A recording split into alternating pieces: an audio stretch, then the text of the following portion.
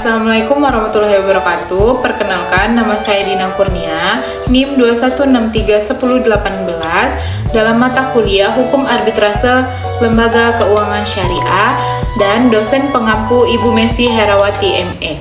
Baiklah, pada video ini saya akan menjelaskan mengenai putusan Mahkamah Agung nomor 13B/SUS strip ARBT /2014. Kasus ini terjadi antara pihak satu atau pembanding yaitu FR Pioneer Co.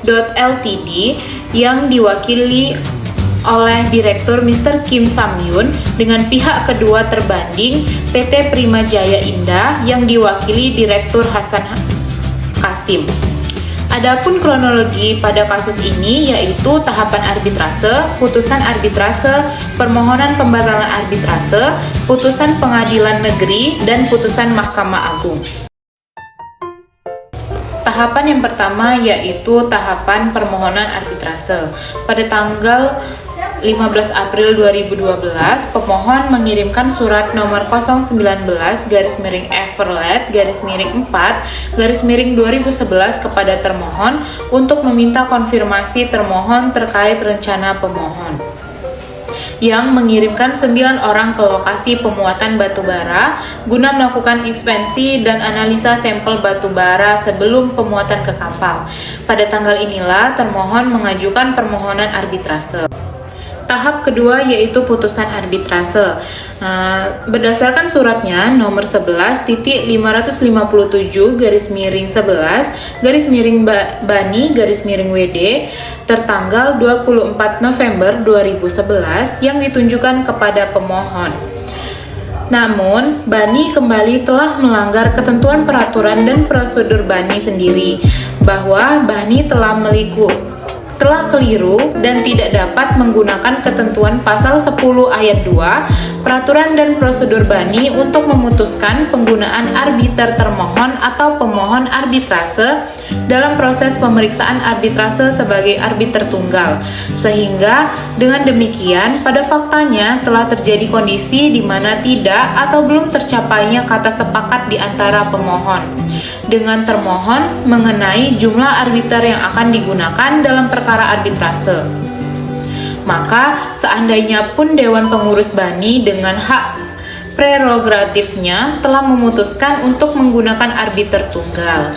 Tahapan yang ketiga yaitu permohonan pembatalan arbitrase dengan telah melakukan pelanggaran atas peraturan dan prosedur Bani sendiri sebagaimana butir 7 di atas permohonan termohon arbitrase telah menyampaikan kesanggahan dan keberatannya terhadap keputusan Bani yang dimaksud melalui surat ref nomor 055-EP-EP-ARB-11-2011 tertanggal 29 November 2011 dan surat ref nomor 002-EP-ARBT-1-2012.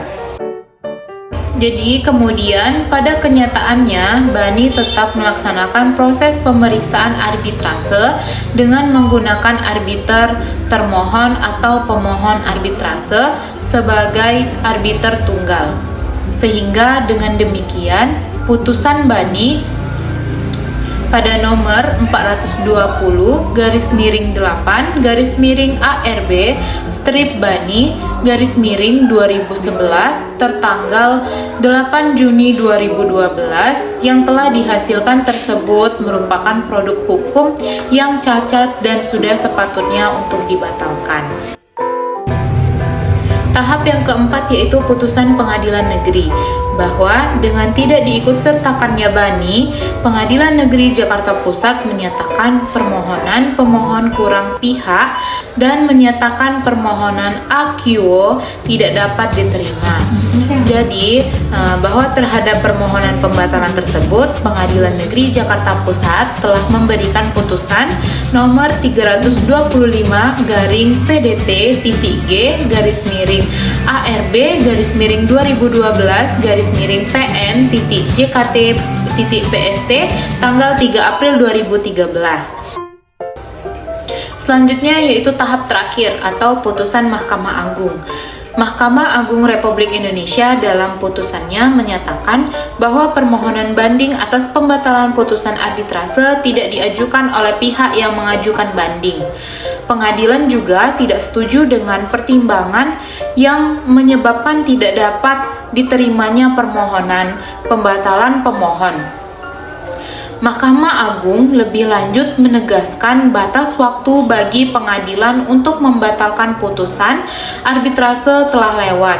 Dengan demikian, tahapan arbitrase antara kedua pihak meliputi proses permohonan arbitrase, putusan arbitrase oleh bani, permohonan pembatalan putusan ke pengadilan negeri, dan putusan oleh Mahkamah Agung.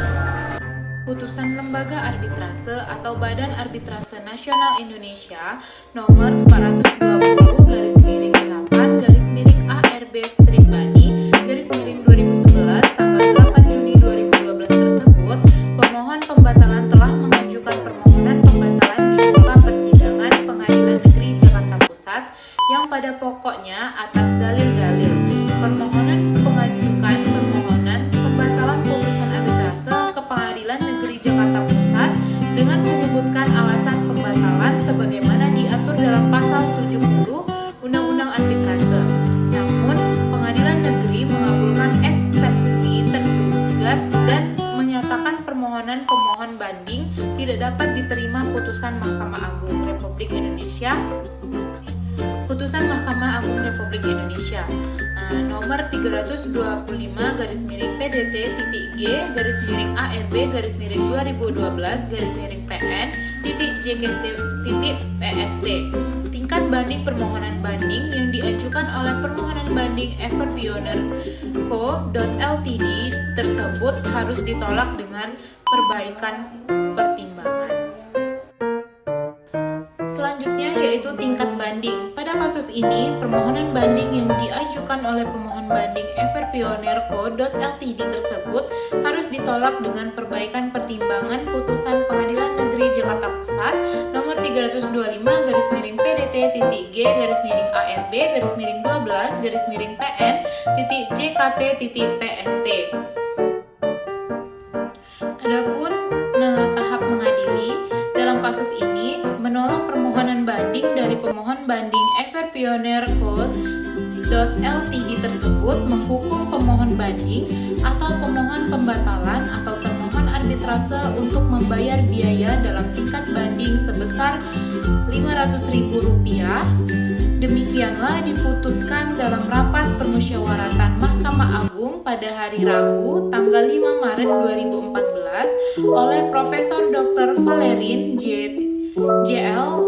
Krivkov, SH.MH, Hakim Agung yang ditetapkan oleh Ketua Mahkamah Agung sebagai Ketua Majelis, Sultani Mohdali, SH.MH, dan Dr. Abdurrahman, SH.MH, Hakim-Hakim Agung masing-masing sebagai anggota.